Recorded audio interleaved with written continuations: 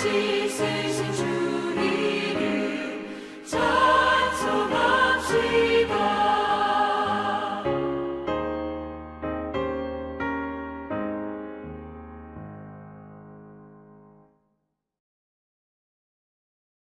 할렐루야 성도님들, 이 아침도 주님의 은혜가 넘치길 축복합니다.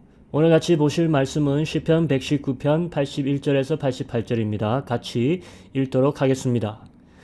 나의 영혼이 주의 구원을 사모하기에 피곤하오나 나는 주의 말씀을 바라나이다. 나의 말이 주께서 언제나 나를 안위하실까 하면서 내 눈이 주의 말씀을 바라기에 피곤하니이다.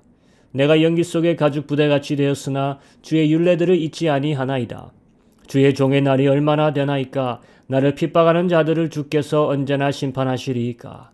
주의 법을 따르지 아니하는 교만한 자들이 나를 해하려고 웅덩이를 팠나이다. 주의 모든 계명들은 신실하니이다. 그들이 이유 없이 나를 핍박하오니 나를 도우소서. 그들이 나를 세상에서 거의 멸하였으나 나는 주의 법도들을 버리지 아니하였사오니 주의 인자하심을 따라 나를 살아나게 하소서.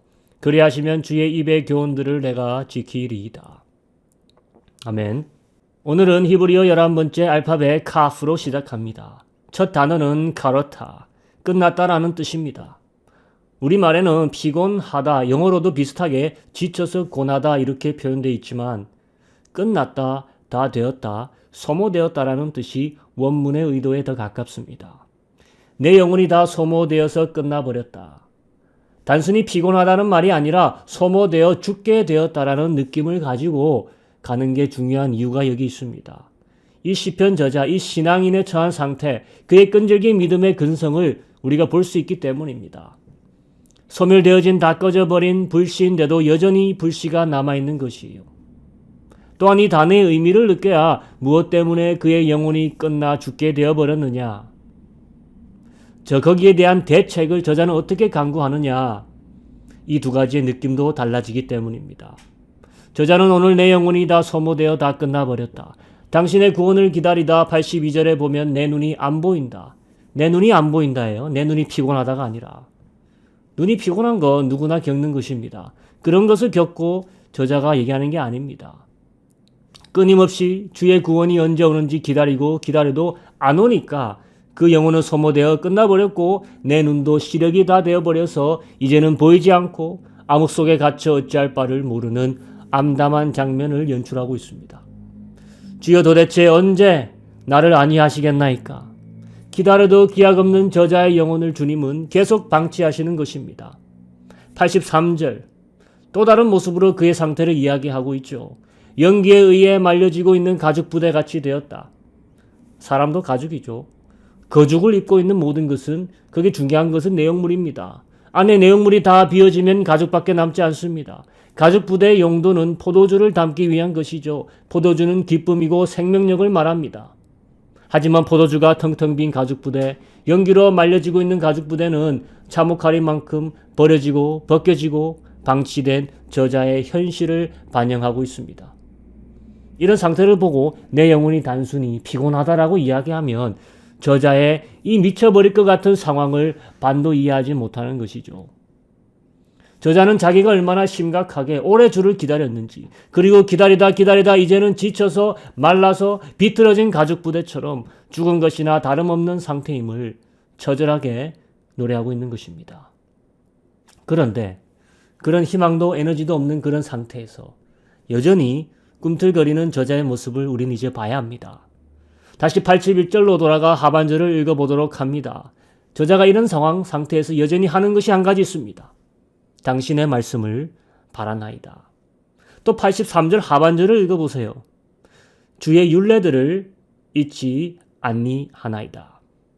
당신의 말씀을 바라고 당신의 율례를 잊지 않는다. 여기 카프시의 내용들을 읽다 보면 왠지 지하 감옥에서 팔다리가 묶여 온갖 고문을 참아내는 사람의 비참함과 또 비장함을 보는 것 같습니다. 하루속히 자신을 구원해줄 지원군이 도착하게 기다리는 모습 같아요. 그 캄캄한 감옥에서 고난을 당하는 자를 하나님이 속히 구해주시길 바라지만 이제껏 이루어지지 않았다는 것입니다. 그럼에도 불구하고 이 사람을 여전히 그 순간에서조차 지탱해주는 힘이 하나님의 말씀이라는 것이죠. 84절 읽어보세요. 꼭 고문을 당하고 있는 의로운 신앙인의 고백 같지 않습니까? 주의 종의 날이 얼마나 되나이까? 나를 핍박하는 자들을 주께서 언제나 심판하시리이까? 이런 상태임에도 불구하고 바라고 있는 것이 무엇인지를 우리가 알아야 된다는 것이죠. 주의 말씀을 바라나이다. 내 눈이 주의 말씀을 바라나이다. 주의 종이 얼마나 되나이까? 주의 종의 날이 얼마나 되나이까? 얼마나 기다려야 됩니까? 이 말입니다. 언제가 돼야 나를 핍박하는 자들을 심판하겠습니까? 교만한 자들은 내가 가는 곳마다 주의 법을 아랑곳하지 않고 구덩이를 파놓는다고 하니까 기가 막힐 노릇이죠. 이렇게 나를 박해하고 죽이려고 하고 언제든 배신하는 것이 사람들이지만 반면 하나님은 이렇게 말씀하십니다. 86절에 주의 모든 계명은 신실하나이다. 87절에도 계속되는 악인의 박해를 보여주고 있습니다. 나를 세상에서 멸절하려고 했다. 끊어내려고 했답니다. 하지만 저자가 여전히 붙잡고 있는 것은 주의 법도라는 것이에요. 우리는 이 저자의 끈질긴 투항을 봐야 합니다. 이런 고난의 긴 시간을 여전히 갈고 갈리도록 버텨내고 있습니다. 여러분이 삶의 그라인더에 갈리고 갈릴 때 끝까지 부서지지 않는 그 중심은에는 뭐가 있겠습니까? 나를 깨어질 수 없게 만드는 그 강력한 힘의 근원은 무엇입니까? 오늘 저자는 영원히 죽을 만큼 다했다 합니다. 저자의 눈이 이제는 보이지 않는다고 합니다. 저자의 살이 가죽 부대처럼 말라 비틀어졌다 합니다. 꼭 삼손을 보는 것 같아요. 잡혀서 머리가 다 잘려서 묶여서 그라인더를 돌리고 있는 모습. 아무 희망이 없이 그곳에서 영원히 부서진 채로 자신의 남은 힘으로 남은 것도 없는 자신의 자존감을 더 으깨도 으깨고 있는 그런 고문을 당하고 있는 삼손. 그곳에서조차 삼손이 끝까지 버텨내고 있었던 완전히 으깨지지 않았던 중심에 뭐가 있었을까? 단 한 번의 기회를 마지막까지 노리며 버텨내고 있었던 것은 그가 여전히 하나님께 받은 말씀이 있었기 때문 아니겠습니까? 다시 한번 하나님께 자신의 목숨과 맞바꾸어 죄값을 구속하길 바랬던 데에는 여전히 하나님은 구원하시는 하나님이요. 그의 죽음을 통해서라도 자신과 백성의 죄값을 구속하시길 원하시는 하나님이라는 말씀의 희망이 있었기 때문이 아니었을까. 얼마나 우리가 살면서 앞으로 시험받을지 모릅니다. 얼마나 우리의 삶이 우리를 부서뜨리고 뭉개려고 할지 모릅니다. 그럴 때 우리를 끝까지 지탱해 줄 수 있고 끝까지 우리로 희망하게 해줄 유일한 것은 하나님의 말씀이라는 것입니다. 이 시간 기도할 때 우리 삶에 어떤 어려움이 와도 주님 버텨낼 수 있게 도와주소서. 주의 말씀을 바라며 당당히 버텨내게 하옵소서. 우리가 그런 어려움에 들지 않게 기도해야겠지만 그런 어려움이 설사 오더라도 부서지지 않는 말씀으로 우리 안을 미리 채워주시옵소서. 이 시간 우리 함께 기도하며 나갑시다. 하나님 아버지 감사합니다. 귀한 말씀을 통해서 부서지지 않는